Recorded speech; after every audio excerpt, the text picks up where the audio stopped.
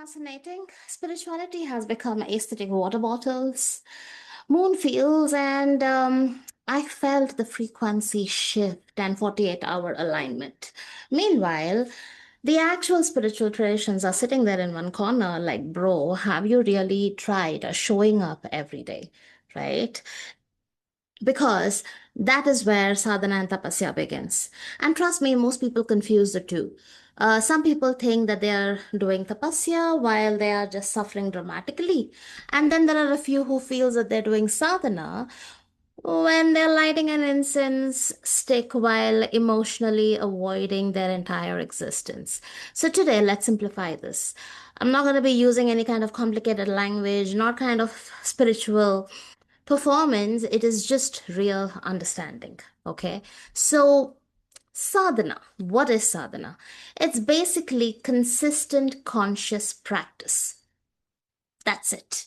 It is not becoming an Himalayan monk or deleting Instagram or eating air for that matter. Sadhana means you repeatedly return to something that brings alignment daily, even when you don't feel like doing it. That is important because that is where most people only trust motivation, right? Manifestation. Ancient system trusted rhythm, and that's a huge difference. For example, you can go to a gym once in a while, which is a motivation, but you go for 2 years continuously, that is sadhana. You meditate once during Mercury retrograde, that's an emotion. Whereas you sit every day, even when your mind behaves like a drunken monkey, that is sadhana. You communicate consciously in relationships repeatedly instead of exploding every three business days.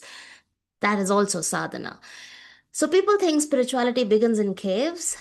No, it begins when your nervous system stops running your whole life like an untrained puppy.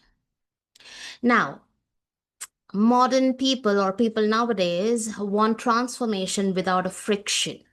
We want six pack abs without soreness, and we want emotional healing without discomfort. We want abundance without changing habits, and we want enlightenment without ego death.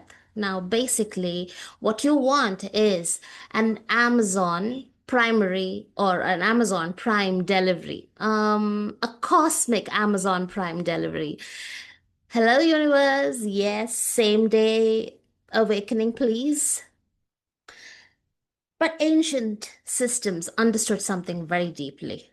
Repetition changes structure, not intensity. That is why one sincere daily practice can change a person more than 200 motivational videos. And honestly, this is why many people remain emotionally inspired and not transformed. Because inspiration is not embodiment, consistency is. Now, let's move on to the second aspect of this video, which is what is tapasya, right? Tapasya is a little different. Tapasya is not just practice. Tapasya is a friction with purpose. Now, the word itself comes from heat, the inner heat, meaning the process that burns distortion. And unfortunately, life will eventually force everyone into tapasya. Breakups, loss, failure, identity collapse, loneliness, health scares, business pressure. The question is not will tapasya come? The question is will suffering make you bitter or conscious?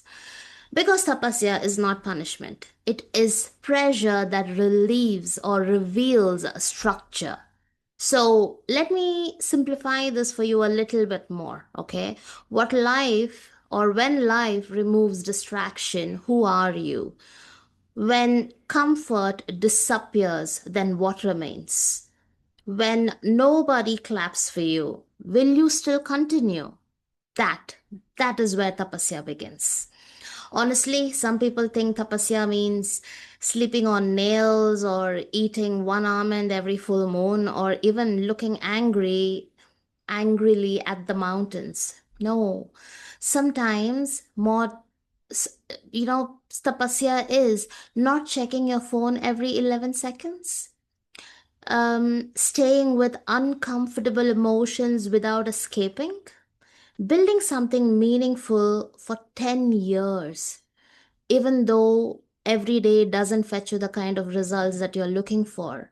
Remain ethical when manipulation would be easier, if you've done it, not abandoning yourself for validation.